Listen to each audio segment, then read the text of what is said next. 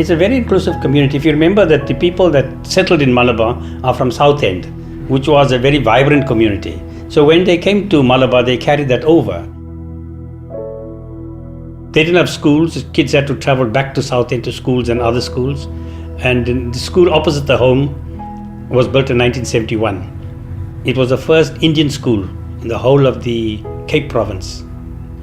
And that's one of the reasons why I ended up in PE. Because the department at that stage wanted Indians only to teach at the Indian school.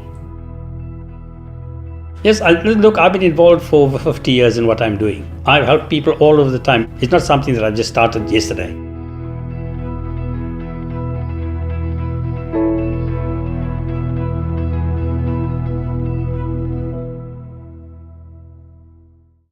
When I was a teacher, both at Willope and my last 10 years at Westville, I saw the children who I considered to be me in my day.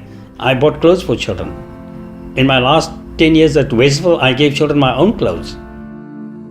I think from the time I was a kid, that I grew into this type of thing. And especially being involved in sport, when I came to PE, as I said, we are the only Indian school. And I had to affiliate the children into a colored union. And that I met opposition for. The principals of the school opposed me and promised me that I'll never get promoted, which happened. Even my wedding day, when I had to get married by civil rights, I wasn't paid for the day because I had the audacity to take my children to play with the colored kids. And I was victimized throughout.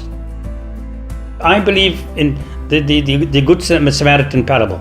That's what life is all about. If you cannot be a good Samaritan, then I have a problem with you. I do not make vague promises. I do not undertake things that I don't think that I can achieve. I've got very good support from my children and my wife. They support any initiative that I undertake. I can phone my children today and tell them I need money that I want to give somebody or buy something for somebody. It's not a problem. Even with the home, I became actively involved with the home almost 3 years ago. This was a very good home. Let's not run away from that. And when I came here and I found there are a couple of things that I was not happy about, and I made a commitment to do two things. First of all, to improve the quality of life of the residents, and secondly, to improve the quality of the workers' conditions. Because I was appalled when I had to sign my first salary schedule and found what they were earning. I couldn't believe my ears and my eyes. I'm the only chairman that walks around the home. I gave up my office, so when I walk into the home, I walk into the corridors. I meet people in the corridors. If you look at there's a board that says there in front as you enter that we try to improve the quality of life and prolong the life that they have with us.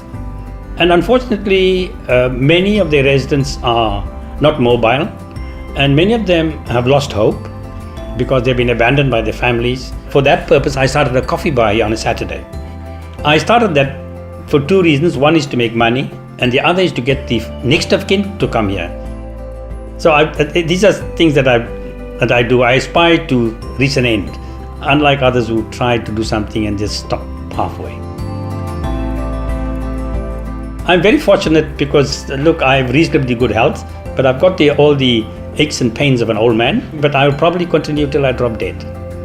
Or I'm kicked out. Depends which comes first.